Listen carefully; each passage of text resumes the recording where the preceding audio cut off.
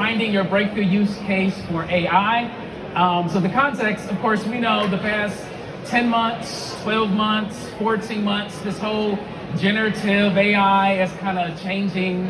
It's on everybody's mind, it's on the news, it's on every feed, every business, every conference, everybody's talking about this AI thing. I mean, it's changing the world, it's going to end the world, it's replacing people, it's deep faking people, you know, there's all this stuff happening. And so it's funny, last year at Lead Generation World, a year ago, I was on the stage, I was doing compliance consulting, and I used ChatGPT a year ago, helping me figure out dialer strategies for getting calls through. So I'm kind of a nerd when it comes to marketing and technology, and I'm always kind of an early adopter towards what's working, what's going to work. And there's some trends are short term, some trends are long term. You know, there's a shiny object all the time. And so, but I think this world that we're living in is different. And so I spent this entire year, changed my entire career focus and got out of the compliance. I wasn't there long, but so I've been in this world for a long time. I've been talking, long time meaning, in the 13, 14 months that AI or generative AI has been around, I've been in it for 12 months. And so I find there's three different types of people. Some people are on all the news feeds and you see all the new technology and it's fancy and it's amazing, but there's something new every single day, and that can be overwhelming. And if you're all into it, it's easy. Most people are either overwhelmed, there's too many things you can do, it's infinite opportunities, but you don't know where to start. Or there's other people who, you know, you're a business owner, you hear about it, you don't need to worry about it. It's just, you're like, it's just a new tech. So some people just don't really know what's happening. They're just running their business, they may hire or delegate AI to somebody else, they're not really worried about it. The issue is that it's changing so fast that if you're not in it, I think there's gonna be a gap, because a lot of people are just not understanding how do we change the entire way we think and do business. So I really think if you're not into it, you have to dedicate some time to start using it. But then there's the third group. Some people only use AI for really simple stuff. Oh, it wrote my email for me. It summarized this website. It saved me 17 seconds. Or I have 1,000 blog posts already done for me. Thank you, ChatGPT. And that's fine, right? But to me, those are minor use cases. I know I'm in this group, the Marketing AI Institute. They've been talking about marketing and AI for 5-6 years. And I love this quote where he says that AI writing for you is the least interesting thing that it does. I'm not saying that's not valuable, that having somebody think for you, you can brainstorm, you can get ideas, there's value there. But when I talk about finding a breakthrough use case, I want to find a big opportunity. So those of you who are looking for a big opportunity, how you can use AI to really change things, that is the core of this conversation. And that's what my goal is to share with you. So thank you for those who are here. Let's talk about it. My name is Arvell Craig. I'm with a company called The Agents, and we have AI for call centers. We have conversational AI that makes calls, does transfers, screens, or qualifies people, and that's what we do. And then we have another AI product, Call Comply. It's a different brand, but it's all the same company. And that Call Comply does QA. So the parent company had 8 people listening to phone calls just to make sure, you know, they were quality. It's a big paper call company, and they had 8 people listening to calls. I don't know what that cost them, $500,000, whatever those salaries were. They built an AI that could do the same thing as all those 8 people, but faster and better. So that's the companies that I work with that do conversational AI for lead generation and performance marketing people. Again, so my background, 20 years in digital marketing. I was in chatbots and conversational AI since 2017, and you can look more about me there. So there's 3 things I'm hoping that I can give to you. Again, I don't want to overwhelm you and show you something fancy. I'm not going to talk about AI can do this or AI can do that. My goal is to really deal with frameworks, mental models, because most people are just not changing their behavior, and I want to help you with that. So the biggest key that you can walk away with and take to your life or business is that, I'm going to get into it, but the focus is not about AI and what it can do and all these opportunities and all these amazing things. The focus is going to be your internal constraints, bottlenecks in your business. You have to know your own reality because it's different. And so if you can be more aware of your own bottlenecks and constraints in your business, that's 80% of the work. And once you can dial that in and align it with what the specific value that generative AI does. You bring those together, and now you're going to get a breakthrough for your business. It's like I wrote 3-4 books with AI back in March because it was cool, and all the marketers would say, hey, let's write some books. So I wrote 3 books, one for a client, it took about 2 hours. Then I wrote one for myself. I mean, I want a book, right? So then I wrote my own book, and then I wrote another one. I started selling it. That was like my side hustle. I was selling books, slanging books, you know. But what bottleneck did that help for me? Again, it's cute, I've got a published book, but it wasn't a breakthrough idea. So now I'm like, before I go use AI to do something, let me take a step back, look into my business process, my sales flow, my funnel, the value proposition that I bring to people, and find what's missing, what's broken, what's slow, what's costly.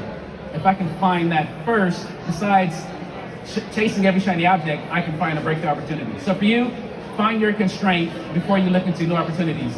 Number 2, I don't know how nerdy you are with AI because it's a big, broad topic. I want to make sure that you do understand the 4 specific, this is in my words, the 4 specific things that generative AI does specifically, so that you can have an easy frame of reference of what you're trying to do with it. Then number 3, I want to let you know that no matter how you feel about it, if it's good, bad, ugly, I don't care about regulations and it's going to get faster and it's going to get better. It's going to be smarter than you, it's going to be better than you.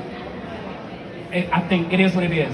Whether the US shuts it down, France has an AI that's just as good. So in other words, don't sleep on it, figure it out, find a way to partner with it, collab with it. It's not going anywhere. Now, if you are a business owner or an executive and you don't have these things in place, I'd love for you to, if you not have a real clear strategy, definitely take a snapshot of this, that if you don't know where to start, form an AI council, dedicate 1, 2, 3 people who are constantly learning. If you don't have time, create an AI policy so that you know what you can or cannot do. Studies show even the companies that say employees, you can't use AI, 60% of employees at companies that say you can't use it are using it. So find a way to come up with your own policy, commit to training and retooling, and definitely start piloting. Take baby steps, take 90 days, 6 months, whatever use cases, and start piloting. That's my organizational AI adoption 3 steps. Now, again, real quick, I love this. Somebody else had a slide like this. So again, AI is not new. It's been around since the 50s. You know, when you autocorrect or when you're, Siri's AI, Alexa's AI, it's nothing new. So I just want to show you this picture here. But one thing that is new, this whole generative AI, whether you're looking at 2018 when the technology kind of advanced or when ChatGPT came out, that's the new thing. That's what's special. So typically, if I'm talking to organizations, you're like, what's new? What's the big deal? AI's been around forever. Why is it different? And to me, generative AI is different.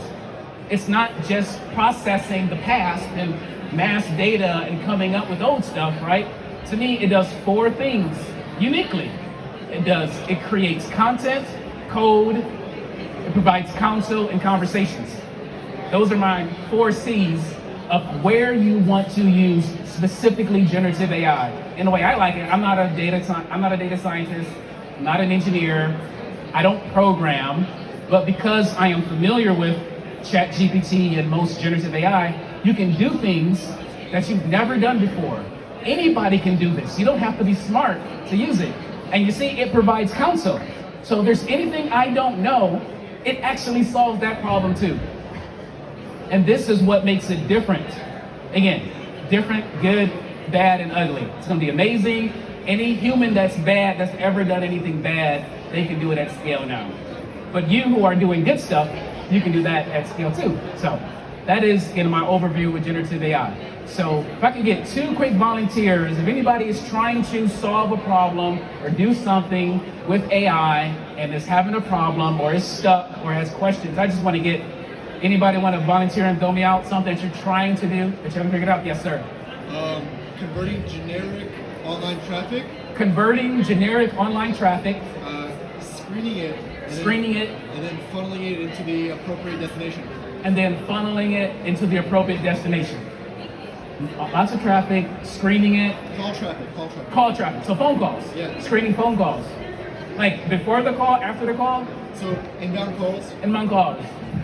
Inbound calls, they get screened using your artificial intelligence instead of using an IVR. Gotcha. And then basically processing it into the correct destination based on whatever the user provides during the AI call center interaction. Gotcha. Perfect. Anybody else? Any other thing that you're curious about that you're trying to figure out? And it's fine. You don't have to. The best way for me to talk is to give you something that you actually want, and it's fine. We can keep going. I love to make it interactive. Again, it's the last, event of the show. Nobody's coming after me, so let's keep going. All right. So marketing use case. So again, here's this. Again, if you don't know where to start, for those who don't know where to start, and you're like, where do I take the first step? These are just some boilerplate, generic ways to start using AI. How are you planning your campaigns? Right? Which to me, I don't know. Again, I don't know how much time you spend planning, if that's a big deal, but if that was a big deal, you could go there. Production, how do you produce media, produce campaign, produce creatives, produce whatever, right? Personalization, again, at scale. Promotion, distribution, media buying, whatever, and then performance, tracking and analytics. So if you needed 5 big buckets of where do I start, here are 5 buckets. Let's get more specific. So we got the 5 areas that you could start, and your situation, I'd say that's planning, production, traffic's coming in, so it's personalized, it's curating, right? It's curating the masses of data, or using AI. To me, that's conversational AI, right? AI that can have conversations, right? It's going through the voice channel, that's natural language processing. So it's like, okay, how do we have conversations on the phone to interpret, put people in different buckets, right? And just clearly, that is what VAgents does. So definitely go to VAgents.com, or we can talk later. But that is specifically what our AI does. Is that use case. But this is the way I kind of boilerplate look through opportunities. But this third bucket is where the big opportunity comes. If you want a custom solution to your specific business, my big point is, don't look at AI, what it can do. Look to your own business and find the bottleneck. So I want to kind of walk through that process. So again, the goal is to not keep adding ideas, because most people get overwhelmed, analysis paralysis. But use AI to remove constraints or bottlenecks in your business process. So, got any Michigan fans here? No? Woo! Hey. Well, I'm from Detroit. Grew up in Detroit, and I didn't go to Michigan. I went to Western Michigan, but still.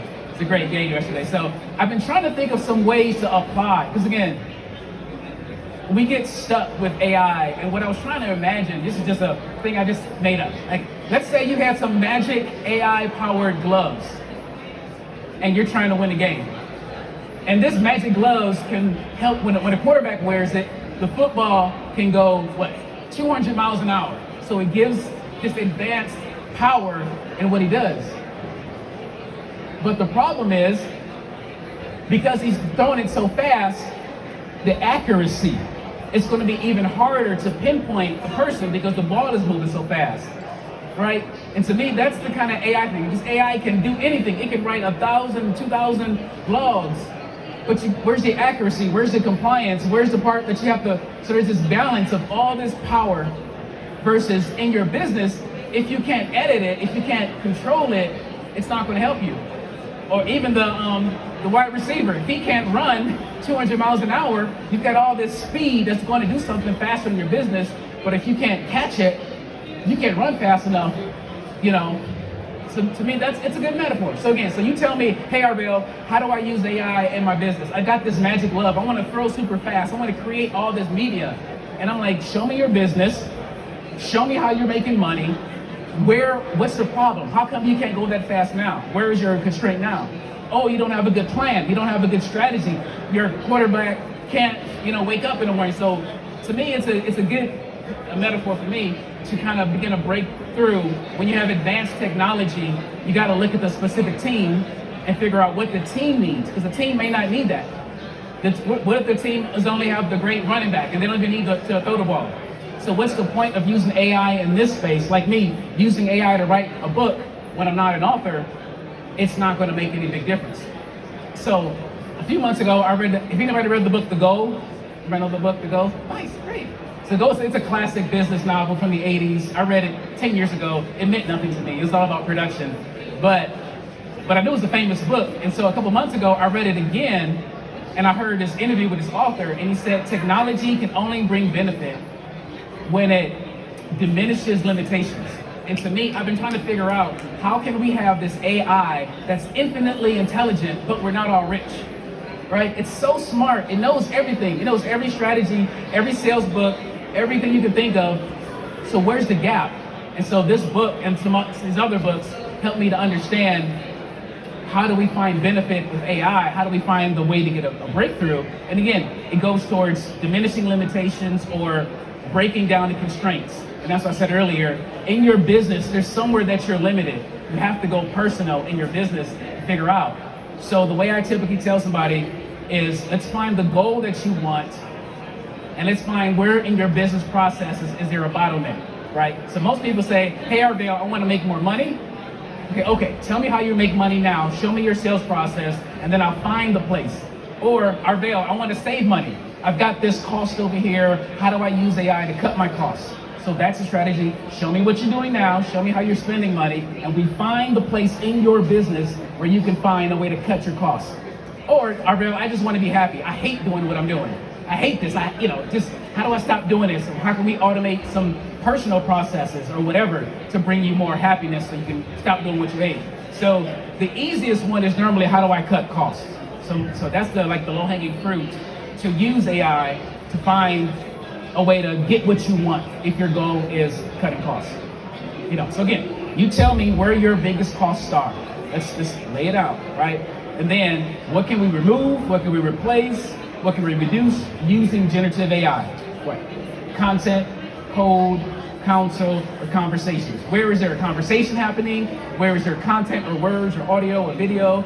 Maybe you're hiring out some media buying or some media graphics or wherever, if that's a constraint. If you're spending a lot of money on media asset resource creation, then maybe we can use AI real easily to reproduce that. I've got a guy that I work with, kind of partner on some things, and he has this way to use Midjourney, and I don't know if it's a program, but he has a way to come up with 100,000 prompts. I mean, it's like, I don't understand how he figures it out, but the main thing is that he has a way to create infinite amount of prompts. Therefore, he can create infinite amount of content of all different types of creatives and ads, so that, and the beauty of that is that, like, when it comes to media buying, most people I know that do media buying, they're not trying to understand all the nuances of audiences and pixels. Pixels are going away. So all these things are going away, but Google and Facebook, their machine learning, their AI is so smart, most media buyers don't even worry about that. They just throw the lump of the money into Facebook, and they tell Facebook, this is the goal, I want this conversion rate, and Facebook's AI is so smart, it'll figure out what's the best graphics and ads. So a lot of media buyers aren't even doing that. So there's a AI in Google and Facebook and social media that you don't have to worry about. So what do? Your value as a media buyer, if you're doing it, is the more creative you are, because it's not doing that. So creating more and more and more and more and more assets, and you throw all these assets into your social media platform, you let that AI figure out which graphic is the best one. So this guy I know that uses Midjourney and can create 100,000 variations of an ad, and that's beautiful. You use AI to make infinite amount of graphics, throw that into the Google and the Facebook, and let that algorithm mix-match those two together, and now you're going to find a breakthrough, right? Another guy, I'll give you some other ideas. One guy's like, hey, how do I use AI with social media? And he does like production, and he's like, to manage my business. I'm like, why do you want social media? Because again, but like, is social media making you that much money? I was like, no. But what if, and he has affiliates and partners, what if you, instead of using AI to make your own internal media, which doesn't really make a difference, what if you made 1,000 pieces of media for your affiliates? What if you gave them all the assets they need? How much easier would it be for them to market you and sell you if they never had to think about creatives and emails and content and stuff like that? So it's just changing the way to think. the bottleneck is not your own social media, because that's not, from a B2B standpoint, that might not be where you're making your most money. But if you can use that infinite amount of content for your partners, and you give them that value proposition, like, yeah, I want to work with you because you guys give me everything I need to be successful. So just like these changes of thinking, but that's way to, again, cut costs, and you can do it all with AI. So again, what do you want to cut? What's stopping you from cutting now? Again, it's like, you show me your business, why can't you cut the cost now? What's stopping you now? Again, that's why all this strategy is going to be very personal for what you do. I'm like, why can't you remove it now? And if we do remove it, what doors does that open for you? Right. So again, when people come to me, okay, so there's those 5 areas, right? I want to use AI. Here's some generic 5 use cases. Do I want to cut costs in the planning or strategy, in the production, the personalization, the distribution, or the performance tracking, measurement, optimization? Pick your area, or just analyze which one of these costs you the most, which one do you hate, whatever it is, you got to figure it out for your business.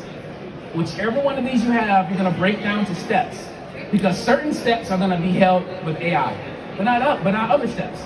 Figure it out. Content, code, conversation. So you got here. Code, content, conversation, and counsel. Where in those steps, in one of these 5 processes, do you need the biggest boost? Right. So again, I'm in the call center space, specifically with AI. People come to me, say, hey, Arvell, I want to save money on AI. Oh, right, my call center. How can I cut my costs? Okay, tell me what you're doing now. What does it cost me? Why do you want to, save money? Okay, so tell me everything that you're doing to run your call center. Where, recruiting, we got hiring, training, scheduling, hardware, IT, dialers, all these fees we have, salaries, benefits, insurance, script, performance. All these different things you need to run your call center. If you're doing it in-house or whoever you're paying, they're paying for all this. Okay, and let's figure out which step is the most important step for you to remove so that you can get, the results of cutting your costs. And again, applying AI to it, what is it going to do? Is it going to recruit? No, AI is not going to recruit for you in general. But again, maybe you got to break down recruiting in steps. So again, V agents, again, what we do is we don't do recruiting or training. I guess we are software. So technically, if you were to use V agents to make calls as far as frontline callers, screeners, qualifiers, we're going to remove, or we can also do these 4 steps for you. So you're not going to be paying for all these things, training people, the recruiting process, just sending that traffic to us. We can help out with the scripts. No, we don't write scripts. Our AI is not going to write the scripts for you. You're going to bring that's part of the prompt that we're going to put in the AI, and it's going to go from there. Performance, QA, technically, we have a different AI. It's called Call Comply, and it specifically only does QA.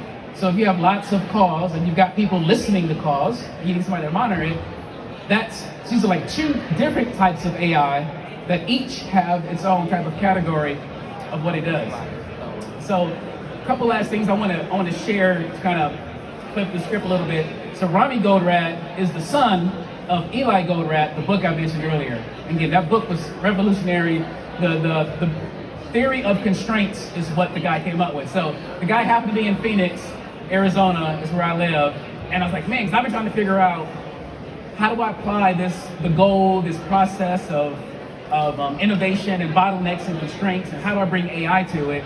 And he was telling me, he did a conference on innovation, and he was like, again, innovation, breakthrough, use case, it's not about adding something new to your business, it's about removing a limitation, right?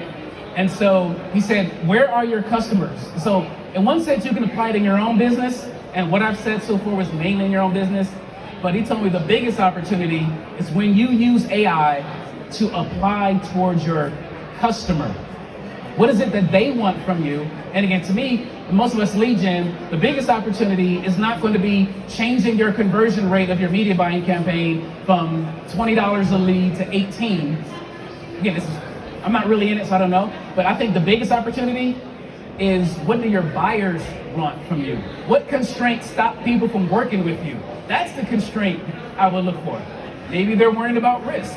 What are their concerns about risk? I don't know. Let's look at your form. Let's look at, what type of consent are you getting? How do you use AI to make your buyers trust you better? How do you deliver them a lead that's not just 3 cents cheaper, but what else could you do to the offer that you bring to your customer? Is there more data you bring? Is it just an email and a phone? Can you use AI to crowdsource more data so that it's not just a lead and a Drenaya token, maybe it's a lead, a token, and something, I don't know, I'm just brainstorming, but I think the biggest opportunity to use AI is not just in your internal business, cut a little cost here, add a little more performance here, save some money on my ads, but how do you network and again, there's something in there, but again, it's for you to figure out what's your normal process, how do you compete with your other competitors, what's your other lead gen people or buyers, and how do you bring AI to that situation.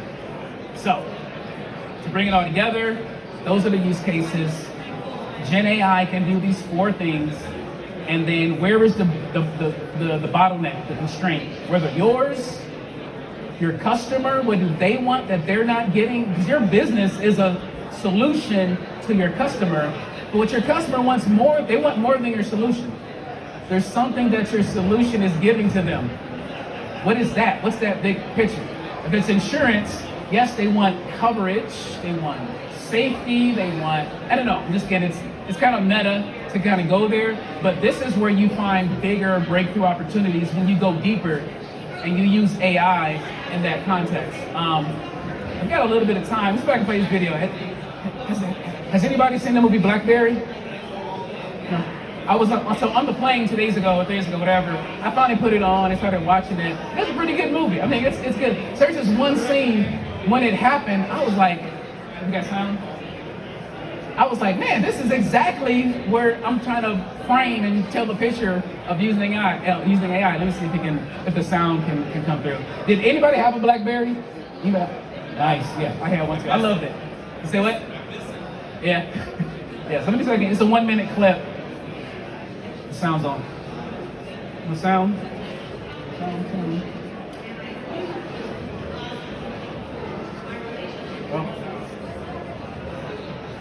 Well, I tried. No sound, right?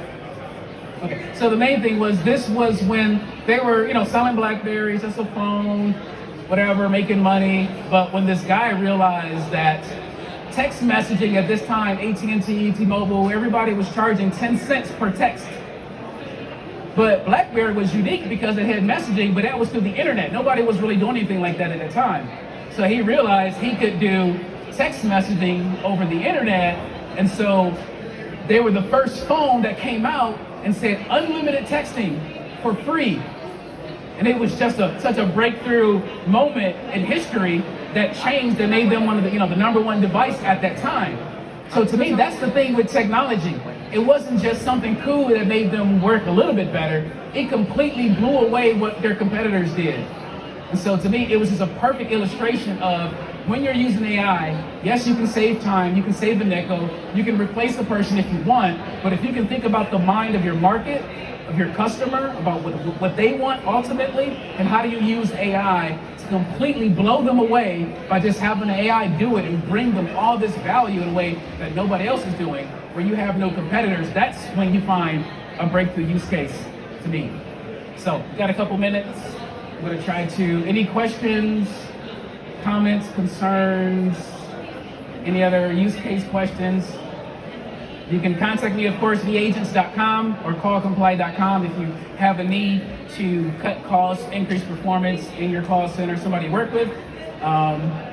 Those links give you, so I work there, but if you have ideas or questions, I mean, a lot of people come to me with other, earlier this week, asked me questions and so if you got other questions, come, okay? Yeah, sure. You mentioned the Marketing AI Institute. Marketing AI Institute, yes. What is that? That is an organization. This guy was an agency owner for years. 5 years ago, he started to realize AI, because it's been around for a while. He's bringing, how does AI work with marketers?